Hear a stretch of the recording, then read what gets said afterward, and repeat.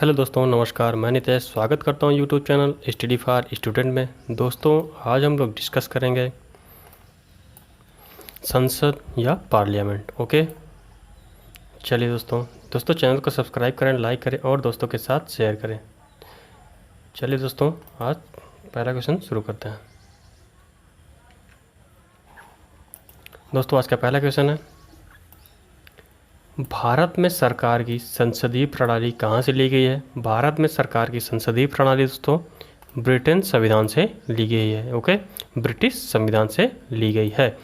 चलिए अगला क्वेश्चन पर चलते हैं दोस्तों। अगला क्वेश्चन है, सरकार का संघीय रूप का विचार कहाँ से लिया गया है? सरकार का संघीय विचार का रूप या संसदीय रूप दोस्तों ब्रिटेन से लिया गया है। यह भी ब्रिटेन से लिया गया है। ओके, चलिए अगले क्वेश्चन पर चलते हैं। अगला क्वेश्चन है, भारतीय संसद के अपर हाउस को किस नाम से जाना जाता है?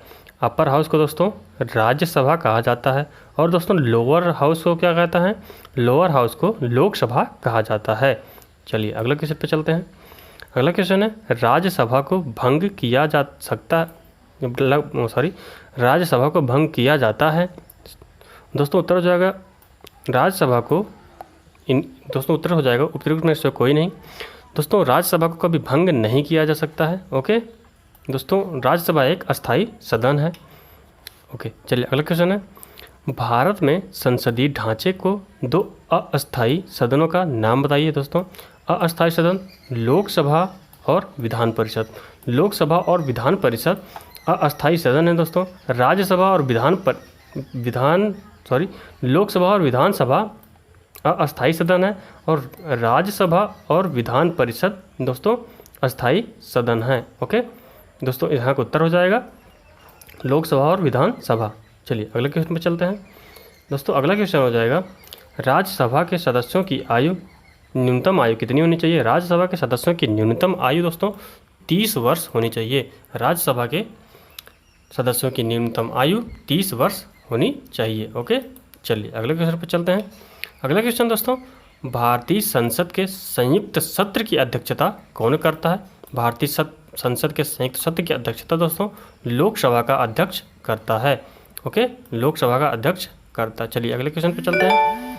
अगला क्वेश्चन, भारत के नियंत्रक एवं महालेखा परीक्षक की रिपोर्ट की समीक्षा करने वाली समिति है दोस्तों कौन सी समिति है? लोकलेखा समिति। लोकलेखा समिति दोस्तों नियंत्रक एवं महालेखा परीक्षक की रिपोर्ट की समीक्षा करती है। ओके, चलिए अगले क्वेश्चन पर चलते हैं। अगला क्वेश्चन है, निम्न में से कौन सी समिति संसद की अस्थायी समिति नहीं है? दोस्तों अस्थायी समिति नहीं है, वित्त मंत्रालय की परामर्शदात्री समिति अस्थायी समिति नहीं है। ओके, अगला क्वेश्चन दोस्तों, संसद की लोक लेखा समिति का अध्यक्ष नियुक्त किया जाता है। संसद की लोक लेखा समिति के अध्यक्ष की नियुक्ति दोस्तों लोकसभा अध्यक्ष द्वारा की जाती है। ओके, चलिए अगला क्वेश्चन दोस्तों, भारतीय संसद में लोक लेखा समिति का अध्यक्ष दोस्तों कौन होता है? लोक लेखा समिति के अध्यक्ष दोस्तों विपक्ष दल का नेता होता है। ओके दोस्तों, लोक लेखा समिति को कैग भी कहते हैं, CAG, control auditor general. Okay, चलिए अगले क्वेश्चन पर चलते हैं। अगला क्वेश्चन दोस्तों, राज्यसभा के सदस्यों का सेवाकाल या कार्यकाल कितना होता है? राज्यसभा के सदस्यों का कार्यकाल 6 वर्ष होता है। ओके दोस्तों, लोकसभा का कार्यकाल 5 वर्ष होता है। नागरिकता प्राप्त करने के लिए शर्तें निर्धारित करने वाला सक्षम निकाय कौन सा है? नागरिकता प्राप्त करने वाला कौन सा है दोस्तों? संसद के द्वारा शर्तें निर्धारित की जाती हैं। चलिए अगले क्वेश्चन पर चलते हैं। अगला क्वेश्चन, भारतीय संघ में नए राज्य की स्वीकृति कौन देता है? भारतीय संघ में नए राज्य की स्वीकृति दोस्तों संसद के द्वारा नए राज्य की स्वीकृति दी जाती है। चलिए अगले क्वेश्चन पर चलते हैं। अखिल भारतीय सेवाओं के सर्जन की शक्ति किसे प्राप्त है? अखिल भारतीय सेवाओं की सर्जन की शक्ति दोस्तों संसद को प्राप्त है। चलिए अगला क्वेश्चन चलते हैं। अगला क्वेश्चन है, मंत्रिपरिषद समूह के रूप में या मंत्रिपरिषद सामूहिक रूप से किसके प्रति उत्तरदायी होता है? दोस्तों किसके प्रति उत्तरदायी होता है? लोकसभा के प्रति उत्तरदायी होता है। चलिए अगले क्वेश्चन पर चलते हैं। अगला क्वेश्चन है, सॉरी, संसद के दोनों सदनों की संयुक्त बैठक को भेजे गए विधेयक का पारित होना होता है, ओके, उपस्थित सदस्यों के साधारण बहुमत से पारित होता है, ओके। चलिए अगला क्वेश्चन, संसद में शामिल होते हैं या संसद में कौन शामिल है?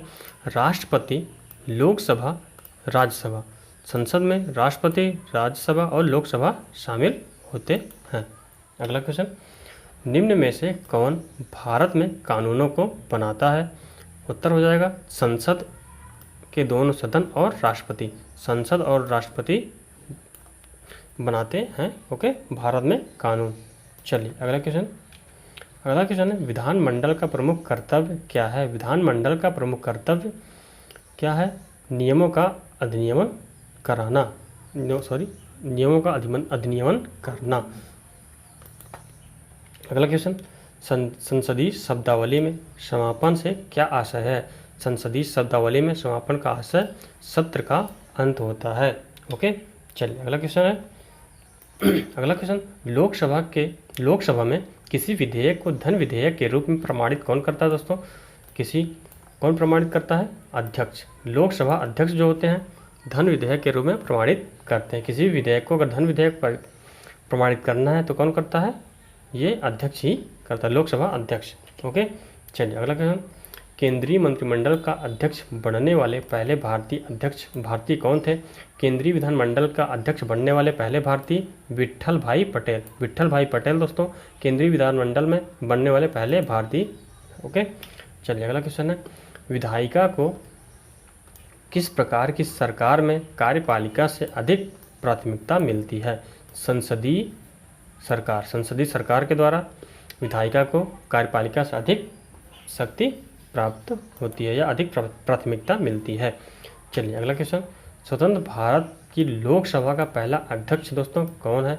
लोकसभा का पहला अध्यक्ष दोस्तों जीवी मावलंकर दोस्तों पहला अध्यक्ष थे। चलिए अगला क्वेश्चन, भारतीय संविधान के अनुसार संसद के दोनों सदनों का अधिवेशन एक वर्ष से कम कितनी बार बुलाना चाहिए? कम से कम 2 बार। संसद का आहूत 2 बार किया जाता है।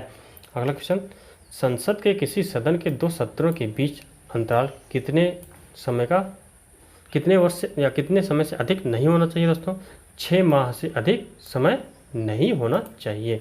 चलिए अगला क्वेश्चन, किसी विधानमंडल के किसी सदस्य द्वारा प्रस्तुत जन महत्व का अविलंबन मामला मानते हुए जो चर्चा की जाती है उसे क्या कहते हैं? उसे दोस्तों स्थगन प्रस्ताव कहते हैं, जो जन महत्व का अविलंबन मामला होता है, ओके दोस्तों। चलिए अगला क्वेश्चन पे चलते हैं, निम्न में से कौन सा संसद से संबंधित नहीं है? दोस्तों संसद से संबंधित बर्खास्त करना नहीं है, ओके। आमुख, स्थगन और भंग करना दोस्तों संसद से संबंधित है। चलिए अगले क्वेश्चन पर चलते हैं। अगला क्वेश्चन दोस्तों, यदि किसी विशिष्ट उद्देश्य के लिए कोई समिति नियुक्त करते हैं तो उसे क्या कहते हैं? तो दोस्तों उसे तदर्थ समिति कहते हैं, एडहॉक कमेटी कहते हैं। चलिए अगला क्वेश्चन, मंत्रिपरिषद में शामिल नहीं है। मंत्रिपरिषद में दोस्तों कैबिनेट सचिव मंत्रिपरिषद में शामिल नहीं होते हैं, ओके। चलिए अगला क्वेश्चन है, ओके दोस्तों आज के लिए बस इतना ही। थैंक यू दोस्तों, चैनल को सब्सक्राइब करें, लाइक करें और दोस्तों के साथ शेयर करें दोस्तों, ओके। जय हिंद।